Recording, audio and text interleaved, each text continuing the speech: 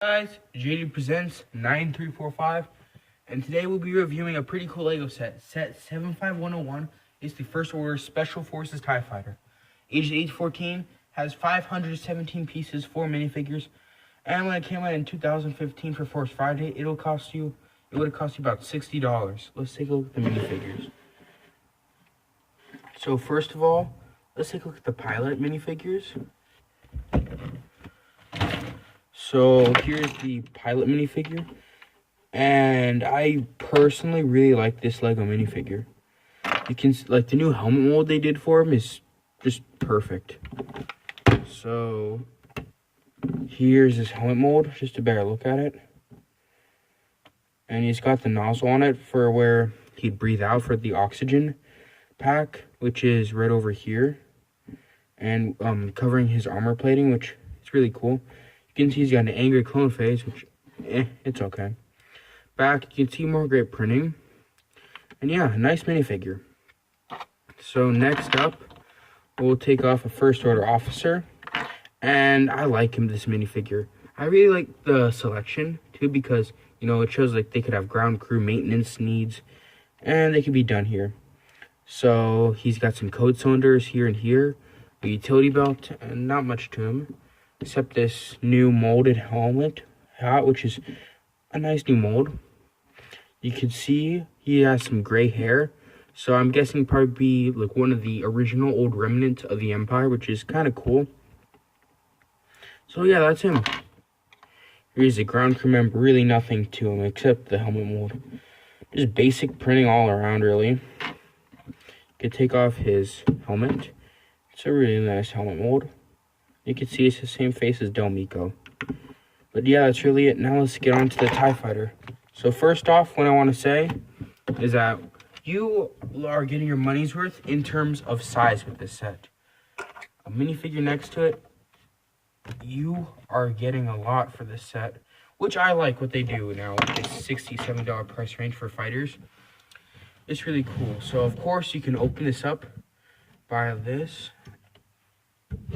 Oh, that's coming off. And yeah, you can place a minifigure there. Let me show you. Get in there. There are no studs in there, and that's a good thing and a bad thing. What I would have preferred is like 2 studs and 2 anti-studs, but now since it's like that, I can place a minifigure and fine, you know. There he is in, but he like jiggles around in there, as you can see. So it's okay, but I like, though, how it's easy to remove them. Now, with this set, you also have backseat. Now, I'll do a lore time with Legos with this. If you don't know what that is, it's where I take a Lego set like this, and I just say it's specs in real Star Wars. So back here, you'd also have a gunner in here, which is kind of cool. Now, something that a lot of people don't know is that these are actually the ion engines that power it. They're ion engines, okay? So the cool thing about it is that this ship is TIE Fighter, right? TIE is an acronym. Twin Ion Engine Fighter. So I think that's a fun fact you guys should know. A great thing also is that this is printed. Same with this canopy piece over here. And you just open that up, and that's a better view. What's cool is you can actually place a minifigure on top of this piece. I'll show you. And yeah, that is also printed. So that's nice. So again, let me show you what it looks like when you have somebody standing up on here. Let's take out the gunner. I think that's also kind of cool. So you can see that he's looking out and seeing where the enemy is. I think that's also pretty cool.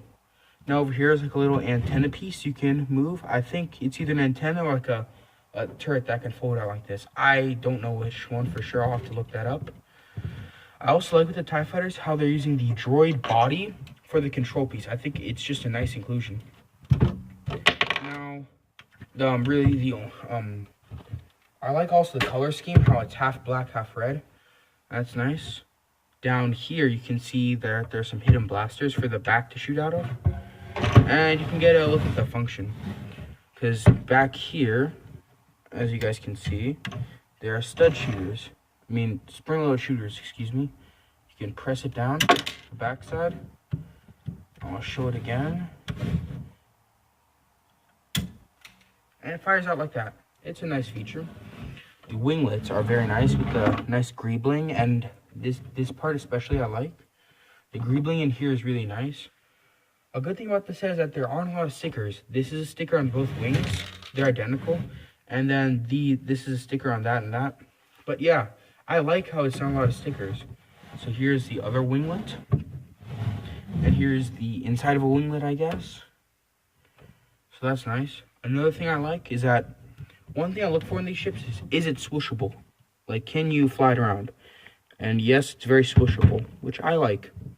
Last but not least, I'm gonna end off with commending LEGO for their new TIE Fighter design for the wing panels. So now, whenever I shake it, wings are not going to come off. And I kind of want to show you that. So it's connected with these not Technic, but just connection rods. You know, they're using LEGO a ton to grapple guns, just to hold on to minifig accessories like that.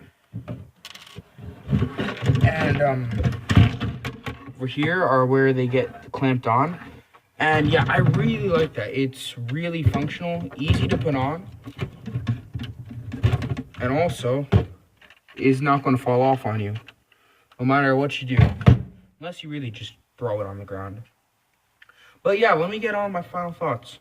So I think this is a really nice LEGO set if you can find it for $60. It's a very fun LEGO set. I've played with it a ton, and I have a lot of fun with it. You can see that it's got a lot of detail, so you can put in your mocks or custom creations, and I like that too. The minifigures are exceptional. The minifigures are just exceptional. Really great to put them in the set. Overall, it's a very nice set. I do recommend getting this LEGO set. I give this an A-. I'll see you guys in the next video.